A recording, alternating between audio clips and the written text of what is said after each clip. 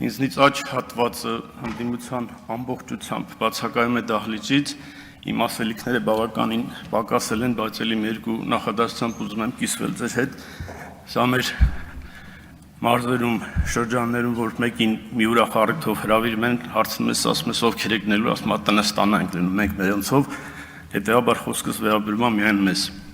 Արդեն 8-րդ օրն ազգային ժողովում մենք լսում ենք Հայաստանի Հանրապետության դատախազին, քննչական կոմիտեի նախագահին, մարդու իրավունքների պաշտպանին, եւ այդպես եւ այսօրվա մեր ընդդիմադիր գործընկերների ելույթները ամբողջությամբ տրամադրվում են հենց այդ կոնտեքստում,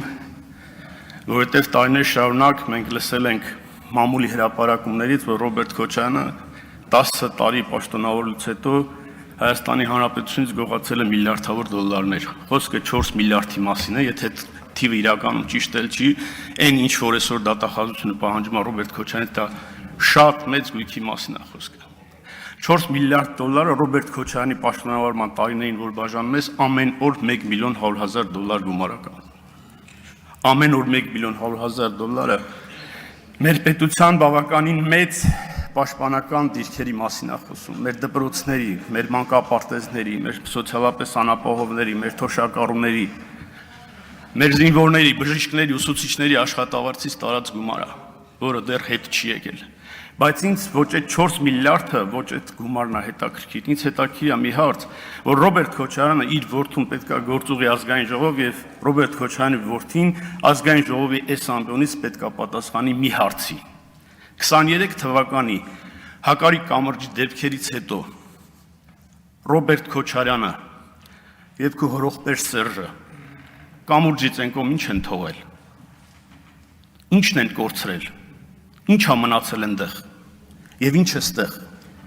Հենց էսա որ պետք է 150,000 հոգի մարդ, որ տուն-տեղ կորցրած եկել աստեղ ապրում, այդ մարդկանց վերքի վրա աղայք անում։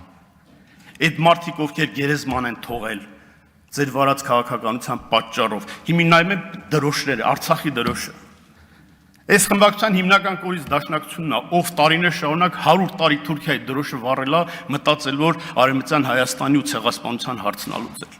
Արցախի դրոշները բերել ազգային ժողովում դրել են, մտածել որ Արցախի հարցը լուծել են։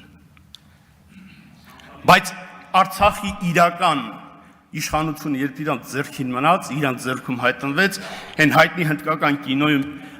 գլխավոր դերասանի մայրը լարման տակ գիթառը ավելի երկար է պահել, քան իրանք Արցախի իշխանությունը։